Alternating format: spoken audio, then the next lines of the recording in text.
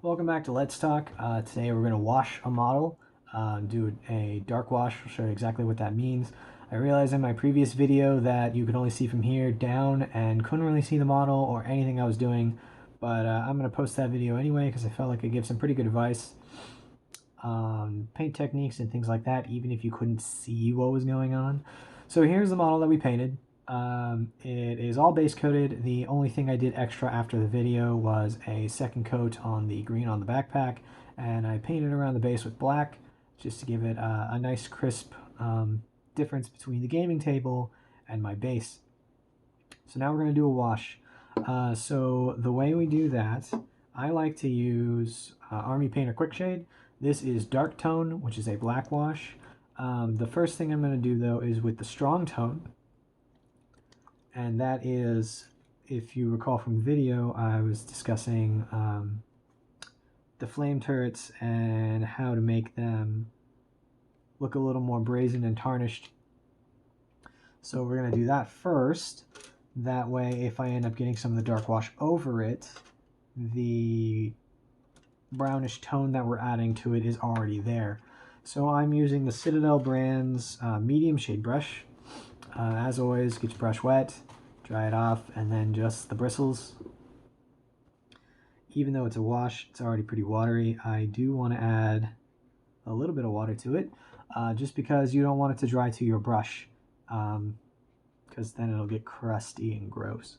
So to wash, all you gotta do is load up your brush with a nice amount of the fluid, and you're just gonna pull and drag, pull and drag. And you can see it's shading in all the nice little holes on the vent covers and all of that. I don't really have to go back and do much with that. And we'll get the top of the spigot, and it's good. And that's it. That is all we did on this one here.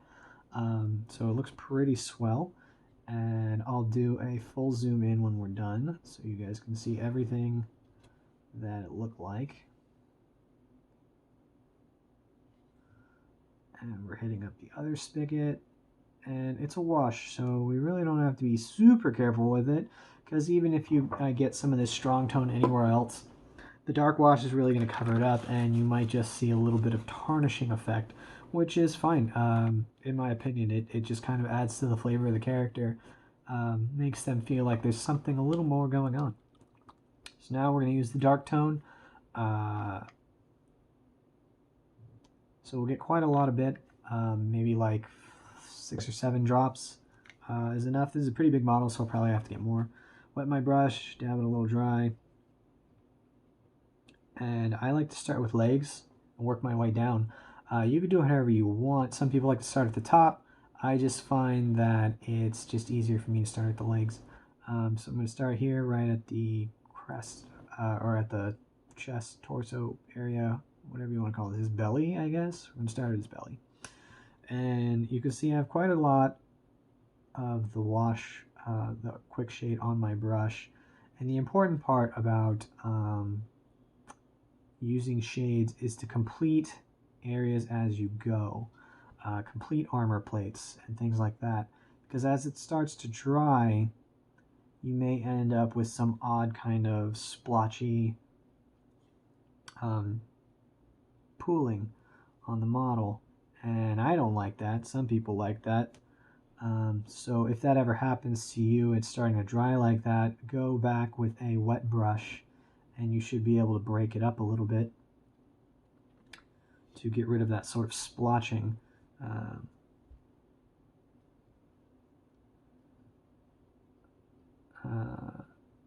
Yeah, so you can get rid of that splotching and fix your model and save yourself the headache of always seeing it there forever. So we're moving through. I'm doing this whole leg before moving on. And even if you end up with an area that's too dark, like you put too much of the wash on it, what you can do is with a dry brush go in and tap and absorb some of that shade onto your brush, and then you'll be able to lighten it up a little bit.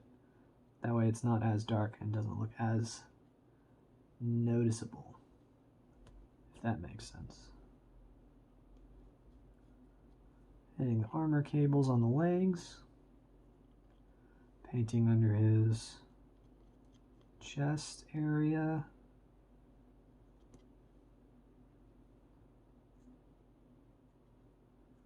Hitting all along the back.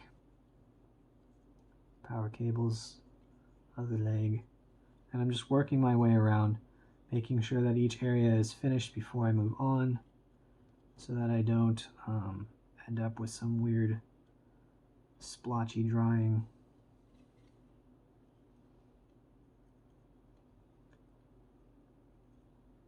I'm just getting it from all angles. And the entire point of a wash is just to seep into the crevices and show off the highlight. We haven't applied a highlight paint, but this will help give it a natural sort of highlight. And I'll show that on the zoom in so you guys can all see what I'm talking about.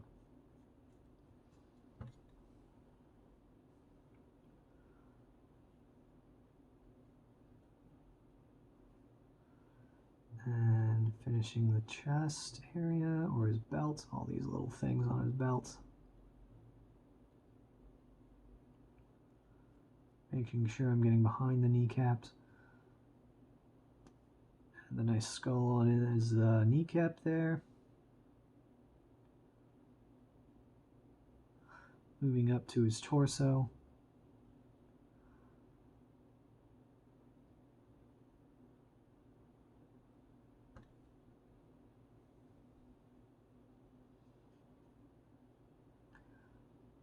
And unlike other brushes, shade brush, it's okay to push with. At least in my opinion, I don't feel like you really need to have a good crisp point on a shade brush. So it's okay if it gets a little messed up. I do like to wet my brush once in a while still, even though it's a shade, it's already a fluid, is because I don't like it to dry to my brush and make it, you know, a little crispy, a little crunchy. I don't really like that, in my opinion. I feel like it ruins the brush for me. Alright, working our way around the back of the shoulder area. The important part is to get those crevices, because you don't want the crevices to be brighter than the rest of the model after you've applied a shade, because that would just be weird, right? Defeat the entire purpose. Make it look like he's glowing from within, or maybe you want that effect. Maybe you want him to look like he's glowing from within. Maybe you're painting Rubrique and you want that kind of possessed armor look. Then by all means, skip the wash on the crevices. Go back, highlight the crevices. That would be swell. I would do that. That would look sweet.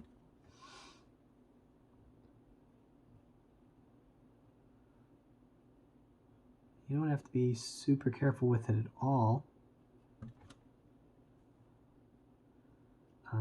See, I'm even going back over the strong tone, and it's doing, because that strong tone's already there, giving it a brown tone. By adding the dark wash over the top, all it's doing is just darkening it a little bit, and it still has that nice brown undertone to it. I'll show you on the zoom in, we'll be able to see it, how it differentiates. And you'll notice I still haven't painted these power cables because I'm doing a glowy effect on them. A glowing track lighting sort of effect, like something like Tron or most of the armors in Mass Effect, things like that. You don't need to have a wash on it. You don't need it to be dark, because the whole thing is intended to look like it is glowing.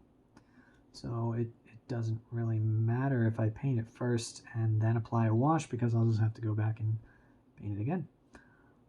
So I decide to not paint it until I'm at the phase where I'm going to be doing the actual effect. Just save myself some time. Like I was saying in my last video, you need to take a page from Doc Brown and think fourth dimensionally. Think what is coming next? What's the future? What is my next step on my model? Do I really need to go back and fix anything? or is it okay if I mess up a little bit, because I'm just gonna have to, I'm just gonna paint over with a different color anyway, so who cares? Like, I messed up on this guy's kneecap, got a little of the Purity Steel color on it, and I'm totally fine with that because I know the area that I messed it up on is going to be highlighted. So I don't really care if it's a little red right now, because once I highlight it with the other color, it will not be red anymore. And we're getting the power cabling here, working our way all the way around.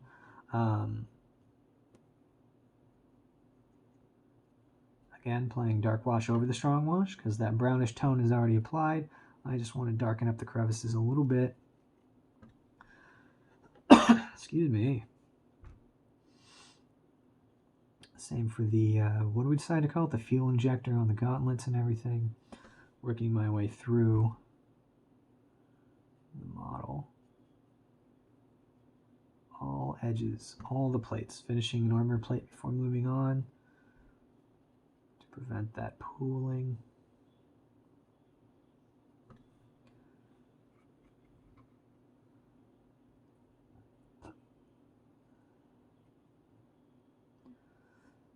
I always find painting hands to be difficult when they're facing down. It's hard to get in the palm of that hand.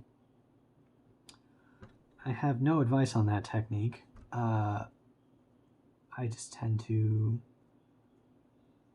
leave them bare and hit it with a wash so it's dark and no one can see it. Just like if I was drawing hands, we would South Park this and everybody would have big round mittens. That way I don't have to waste a lot of time drawing hands. Okay, we're running out of wash here, so I'm going to get a little bit more so we can finish this guy off. Still using dark tone. Probably way too much. So wet the brush, mix it a little bit, and moving on to his helmet area, getting all the crevices on his collar, on the side of the shoulders, etc. Top of the helmet.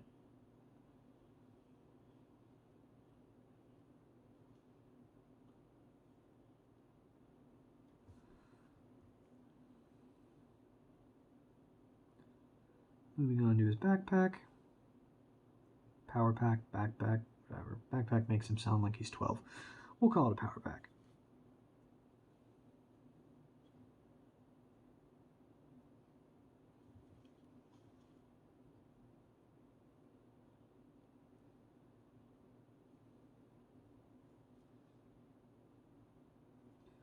Covered up the detail on the vents, too much of a pooling, so I just went back and absorbed some of it with a dryer brush.